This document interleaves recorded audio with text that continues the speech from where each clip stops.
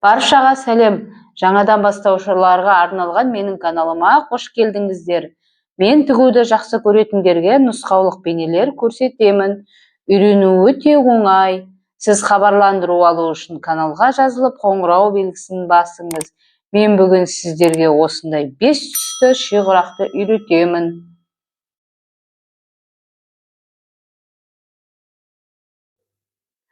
Ол үшін бізге ендері 3 см жасыл, ақ, ақшыл қызыл, қою көк, сары түс мата жолақтары қажет. Және бізге қажет болады енді 4-4 см жасыл түсімізден 4 шаршы, ақшыл қызылымыздан 4-4 см-ден 4 шаршы, сары түсімізден 4-4 см-ден 4 шаршы және қою көк түсімізден 4 шаршы қарайды. Бұның бәрі біздің құрағымызға құрақ көзінің қызметін атқарады. Біздің енді құрағымызға ақ түспен қою көк түстен құрақ құраймыз. Бізге сары түс құрақ көзі қажет. Ең бірінші қою көк түсімізді тігеміз. Түгін тексеріп аламыз. Түгі төмен қарап тұру керек. Құрақ бастағанда міндетті түрде закрепка бересіздер.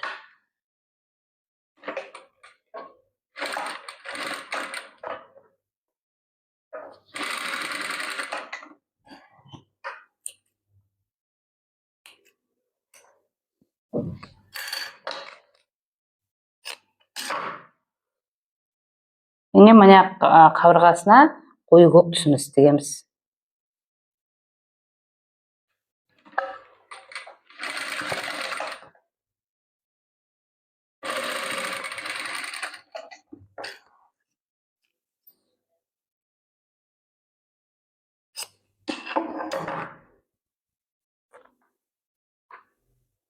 Міне, енді мына 3-ші және 4-ші қабырғасына ақ түсімізден тігеміз.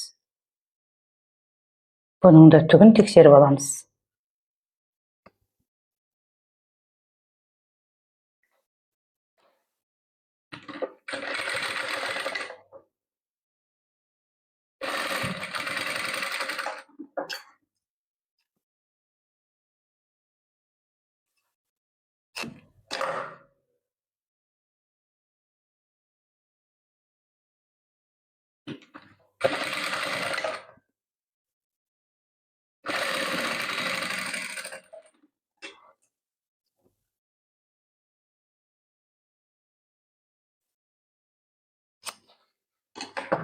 Міне, құрағымыздың бір несін қабырғасын айналдырып тіктік. Енді осылай айналдыра тіге береміз.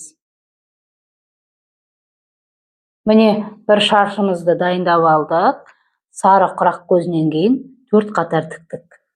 Міне, осындай шаршымыздан енді бізге 4-еуі қажет. Енді 4-еуін дайындап аламыз. Міне, 4 шаршымызды дайындап алдық құрағымызға. Бұның өлшемі 16-да 16. Екінші шаршымызға ақ пен ақшыл қызыл түсімізден жаңағыдай құрақ құраймыз. Оның құрақ көзі жасыл түстен құралады.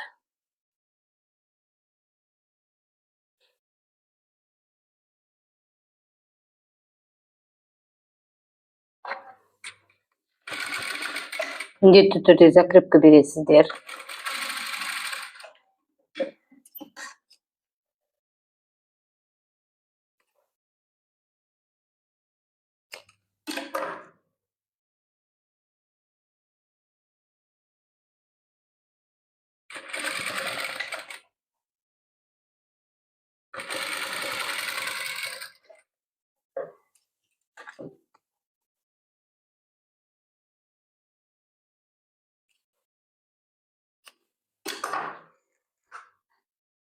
Және мына 3-ші мен 4-ші қабырғасын ақ түсімізден.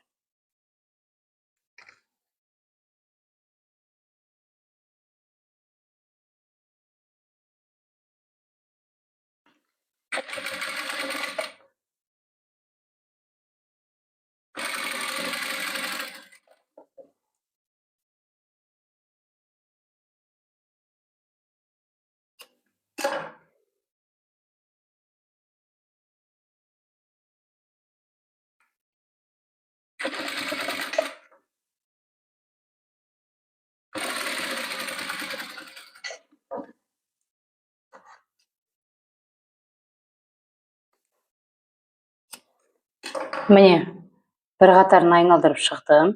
Дәл осындай қылып, тағы 3 қатар, барлығы 4 қатар қылып, осындай бір шаршы тігіп аламыз.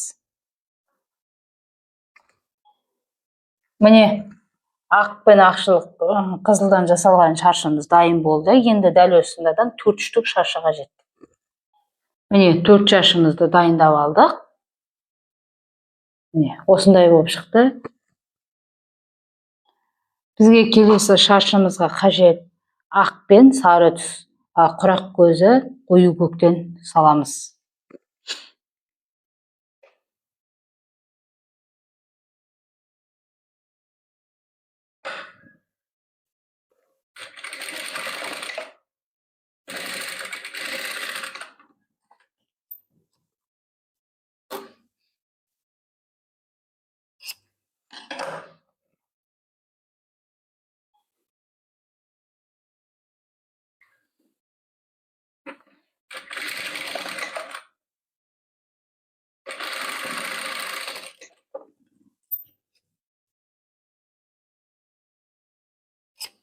Міне, екі қабырғасына сары түсімізден тігіп алдық. Енді бұлай ақ тігеміз.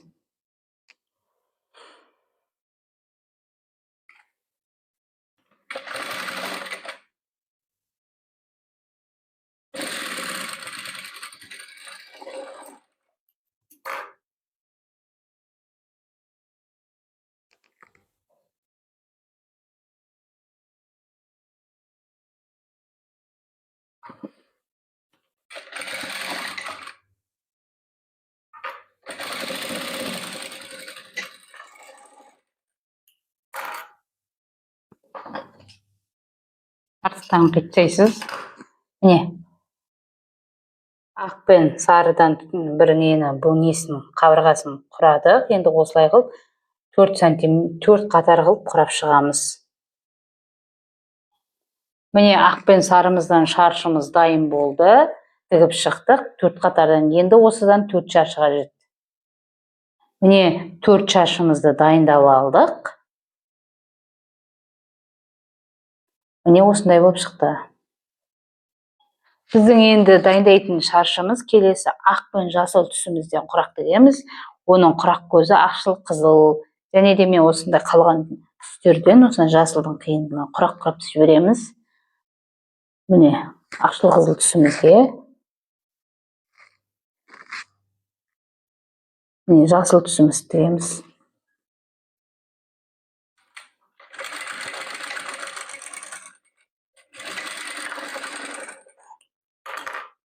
Міне, жасыл түсіміз тіктік.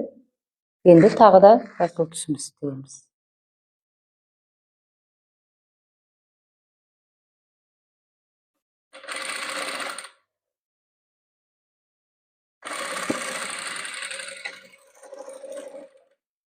Міне.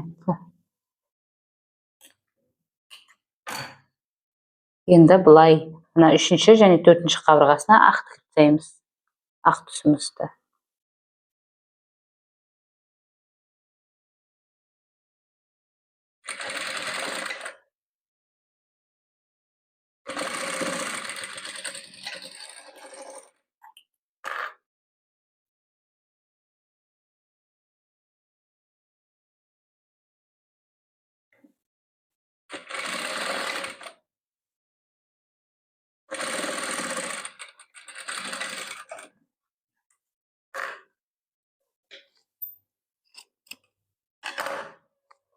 Міне, шаршымызды тігіп алдық.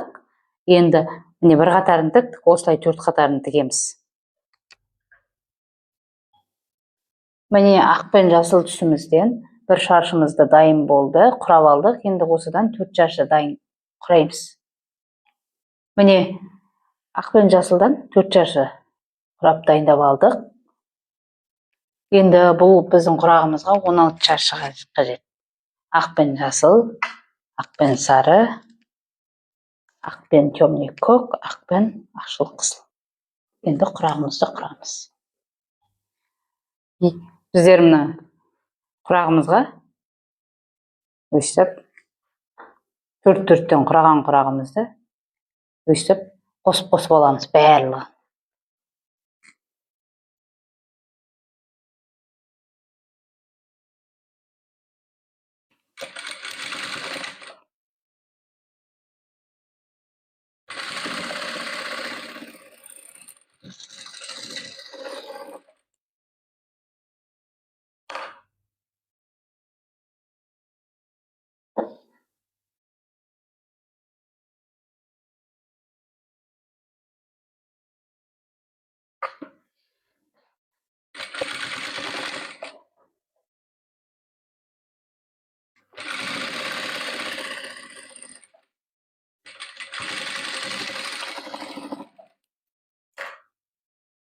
Міне құрадық. Енді осыны бір-біріне біріктіріп тастаймыз.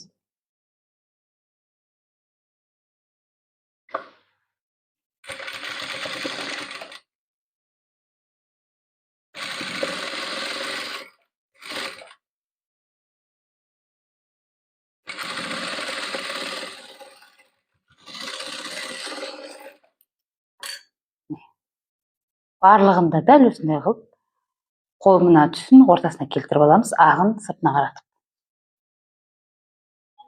Міне шаршыларымызды төрт шаршыны бір-біріне біріктіріп алдық.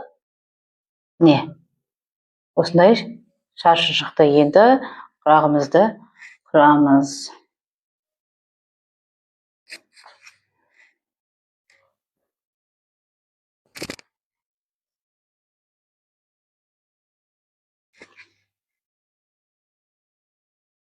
Міне осылай бір-біріне тігіп тастаймыз.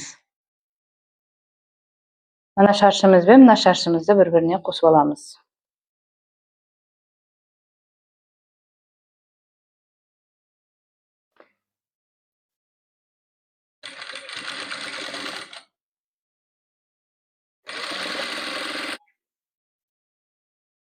Міне осындай болып шықты. Енді екінші шаршымызды қосып аламыз.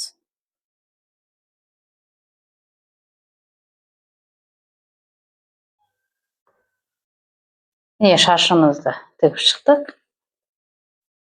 Енді міне осындай болды. Енді бір-біріне қосамыз.